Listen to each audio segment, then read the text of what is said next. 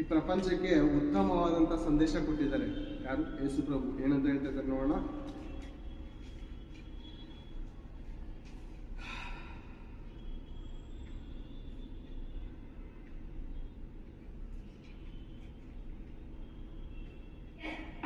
ಯೋಹಾನನು ಬರೆದ ಸುವಾರ್ತೆ 16ನೇ ಅಧ್ಯಾಯ 33ನೇ ವಚನದಲ್ಲಿ ಮೊದಲನೇ ವಚನ ಓದಿಕೊಂಡ ಮೇಲ್ಗಡೆ,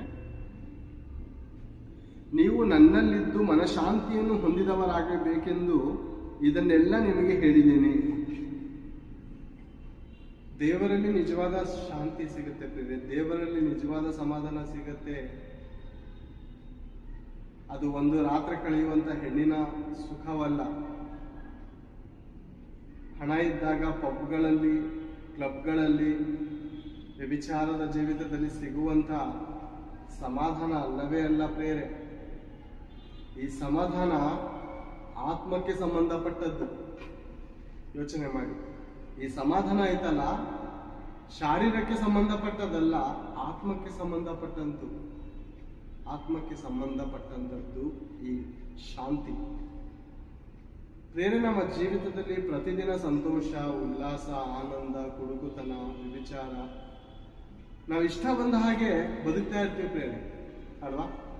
ಆದ್ರೆ ಒಂದು ದಿವಸ ಮನುಷ್ಯ ಶಾಂತಿ ಕಳೆದುಕೊಂಡು ನನಗೆ ಈ ಜೀವನ ಬೇಕಾಗಿಲ್ಲ, ನನಗೆ ಈ ಬದುಕೋದಿಕ್ಕೆ ಇಷ್ಟ ಇಲ್ಲ ಅಂತ ಕೆಲವರು ಈ ಲೋಕವನ್ನು ಬಿಡುವುದಕ್ಕೆ, ಪ್ರಾಣವನ್ನು ಕಳೆದುಕೊಳ್ಳುವುದಕ್ಕೆ ಸಿದ್ಧರಾಗ್ತಾ ಇದ್ದಾರೆ. ಯಾರು? 50 ವರ್ಷನೋ 60 ವರ್ಷನೋ 70 ವರ್ಷದವರು ಸಾಯ್ತಾ ಇಲ್ಲ ಪ್ರಿಯರೇ ಅವರು. ಯಾಕಂದ್ರೆ ಅವ್ರ ಜೀವನ ಅನುಭವಿಸ್ಬಿಟ್ಟಿದ್ದಾರೆ. ಅವ್ರ ಜೀವನ ಭಯಂಕರವಾಗಿ ಅನುಭವಿಸಿ ಜೀವಿತದಲ್ಲಿ ಏನೂ ಇಲ್ಲ ಅಂದುಕೊಂಡವರೇ ಬದುಕ್ತಾ ಇದ್ದಾರೆ. ನಾನು ಸಾವು ಬಂದಾಗ ಸಾಯ್ತೀನಿ ಅಂತ. ಹೆಚ್ಚಾಗಿ ಯಾರು ಪ್ರಾಣ ಕಳ್ಕೊಳ್ತಾ ಇದ್ದಾರೆ ಗೊತ್ತಾ? ಯೌವನಸ್ಥರು ಪ್ರಿಯರೇ. ಬಾಳಿ ಬದುಕಿ ತಂದೆ ತಾಯಿಗೆ ಸಾಕಿ ಒಂದು ಮಾದರಿಯ ಜೀವಿತವನ್ನು ಜೀವಿಸಬೇಕಾದಂತ ಮನೆಗೆ ದೊಡ್ಡ ಮಗನಾಗಿರ್ಬೋದು, ಚಿಕ್ಕ ಮಗನಾಗಿರ್ಬೋದು, ದೊಡ್ಡ ಮಗಳಾಗಿರ್ಬೋದು, ಚಿಕ್ಕ ಮಗಳಾಗಿರ್ಬೋದು, ಇವರು ತಮ್ಮ ಪ್ರಾಣಗಳನ್ನು ಕಳ್ಕೊಳ್ತಾ ಇದ್ದಾರೆ. ಯಾಕಂದ್ರೆ ಈ ಜೀವನ ಬೇಕಾಗಿಲ್ಲ ಪ್ರೇರೆ ಅಂತ ಅಂದುಕೊಂಡು ಪ್ರಾಣ ಕಳ್ಕೊಳ್ತಾ ಇದ್ದಾರೆ. ಯಾವತ್ತಾದ್ರೂ ಎಂದಾದರೂ ನಾಯಿ, ನಾವು ಮನೇಲಿ ಸಾಕಿರ್ತೀವಿ ಪ್ರೇರೆ, ನಾಯಿ ಸಾಕಿರ್ತೇವೆ. ಆ ನಾಯಿ ಯಾವತ್ತಾದ್ರೂ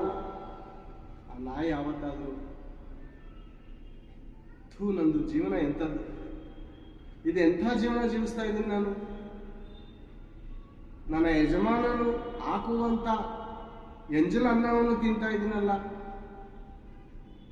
ನನಗೆ ಈ ಬದುಕು ಬೇಕಾಗಿಲ್ಲ, ಈ